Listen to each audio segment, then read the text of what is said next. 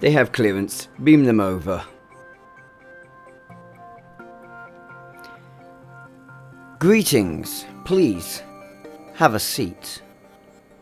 Welcome to Section 31 Delta Force Fleet Base.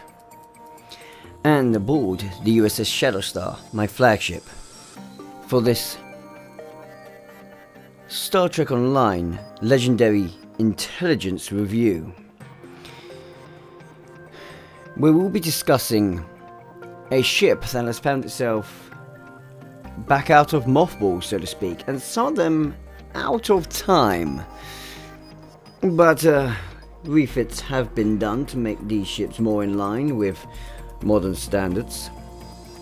So we have a very interesting ship to discuss today, with plenty of visual variables that will lead to what was already an expensive customization suite, but now, well, kit bash to your delight. I'm Captain Ri'shad, and without further ado, since I trust that you will know this stays between us, shall we begin the discussion on the legendary TOS Federation Captain's Bundle? You know what? There's something to be said for these. Something to be said here. It's kind of become a gimmick, part of what we've got. This is a 12,000 Zen bundle. Luckily it's going to be 50% off, so you're going to be spending 6,000 Zen if you get it during the initial introductory offer, sorry, not sale. where you'll get a account-wide unlocked legendary ship, which is the focus of this video, and some useful benefits. Now, to quickly gloss over the TOS boost benefits, when you get the ship, what you will gain is the ability to take your TOS captain to maximum level from wherever he currently stands. I would probably recommend doing this more with a new character than a experienced character, otherwise you could be wasting a bit here. You also gain fundamentally access to inventory slots, 36 inventory slots, 2 starship slots, 6 bridge officer slots, and 12 bank slots. You will gain a full set of Mark 14 space and ground equipment in the TOS theme if you want to hold on to the TOS theme. You will also acquire 6 TOS captains at purple rank, the ultra rare rank, sorry, the very rare rank, where they will be immediately at commander rank, fully trained in basic abilities and fully decked out with equipment. Nice and powerful, ready for you to use. Hopefully all this equipment can be re-engineered and modified to your liking so that you can achieve a closer to your end game level, because otherwise a lot of this, I'm going to be honest, it's only mid-tier and you'd probably end up replacing it quickly. Which is why I gloss over it, but I will focus on this.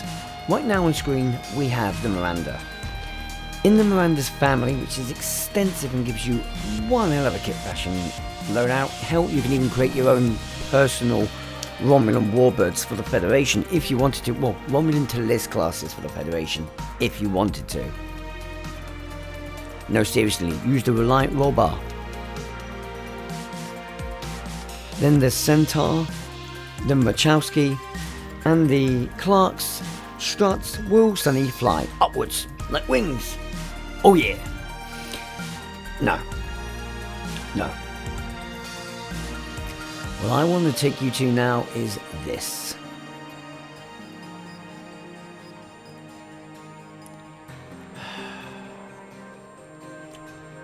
This ship, these stats. She is a Tuvix for Star Trek Online. She's taken the Fleet Clark and the Fleet Reliant, had a transporter accident, and now we have this beauty. So hard to explain. Tier 6, Federation or Federation Allied. Her hull modifier is 1.375. Her shield modifier is 1.21. 5 forward and 3 aft weapons. This is the biggest difference for her, with 4 device slots.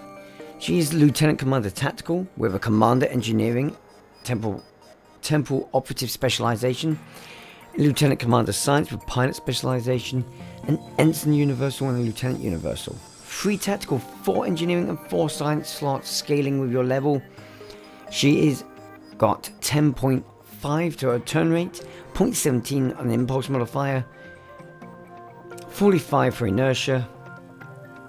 Her bonus power settings, perhaps my favourite element to her, is plus 10 to weapons and plus 10 to auxiliary.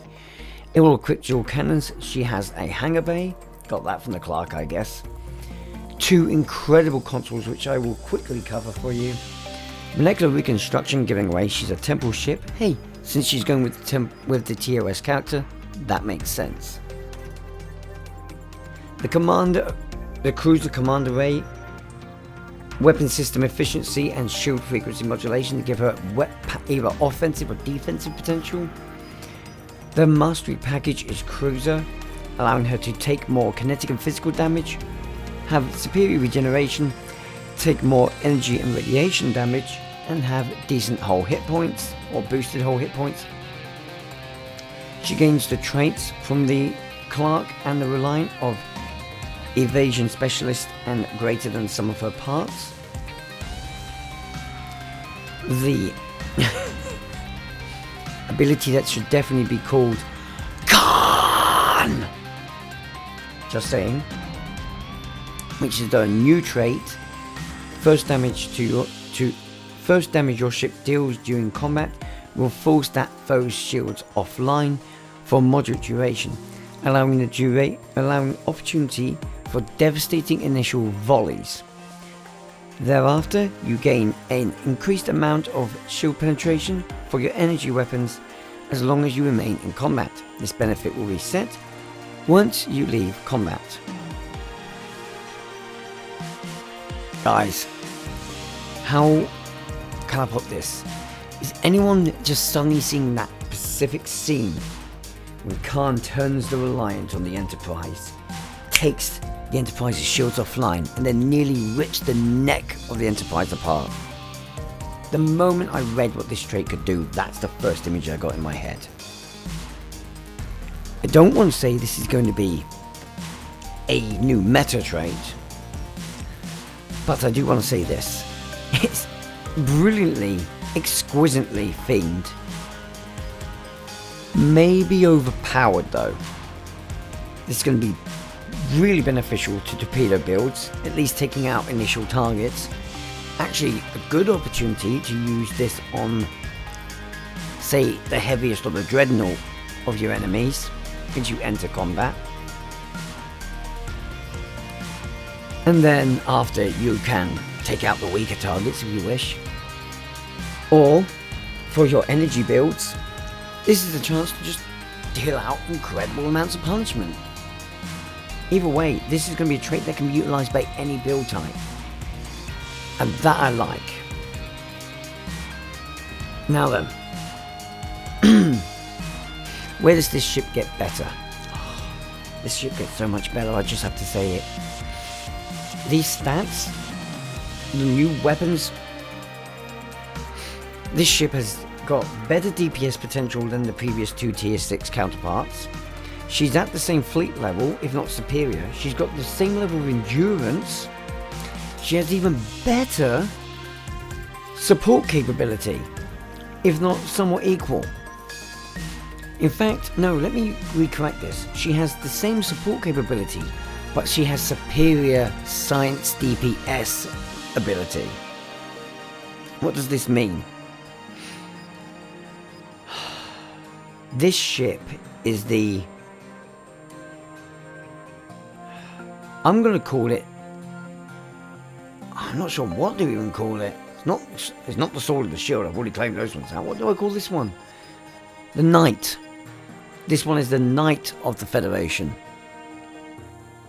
It does both. It's combatively strong, great defensively, and it can support any ally on the field in all roles.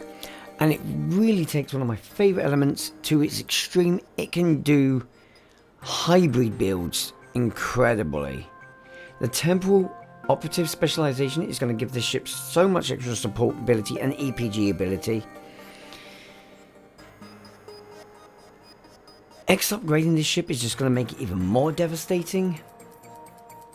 The hangar is helping it. We've got a DPS console and an EPG console, which again is this ship's greatest advantage. It's gonna be devastatingly strong. And then hell, you can, like I've said before, you can have some customization, clicky fun. You can take on a cage look if you really like the original TOS theme. Sorry, the pilot of TOS theme. If you're a TOS fan, you can take on the Miranda Mark 1. My personal favourite is the Miranda. I'm sorry, there is nothing that can ever beat the Miranda, in my opinion, for style when it comes to these ships. I'm a huge fan of the Clark, the Reliant, the Shikai, the Soyuz, which is the Fleet Miranda, Saratoga, Marachowski, Centaur.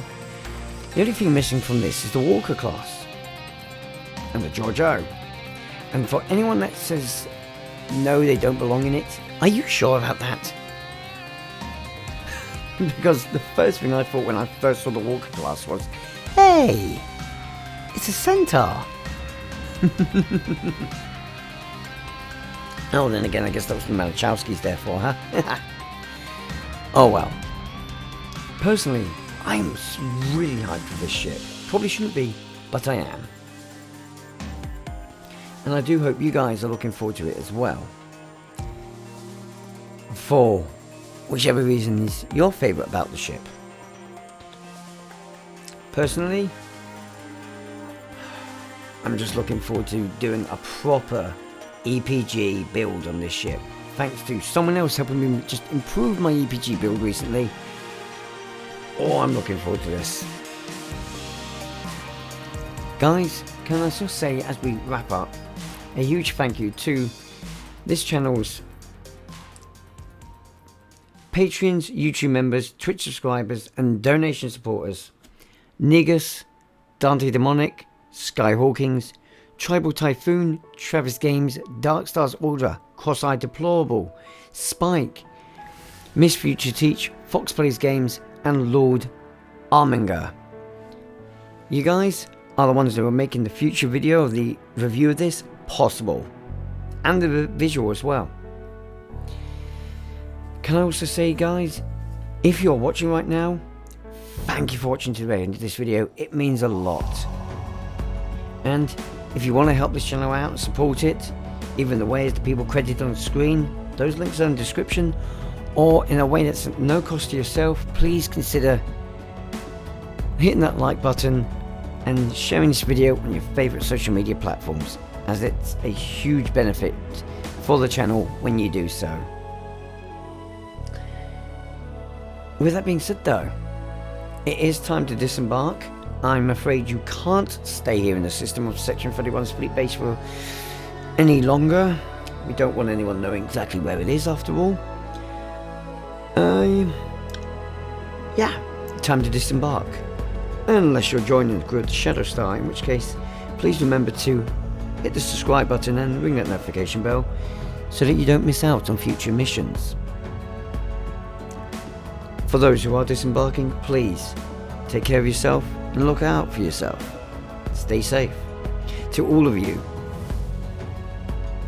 thank you. Remember just how much potential you have.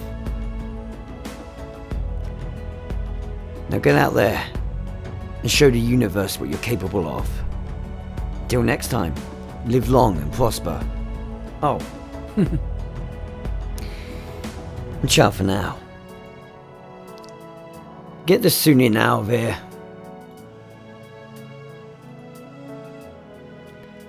Which must be the Sol system. Engage.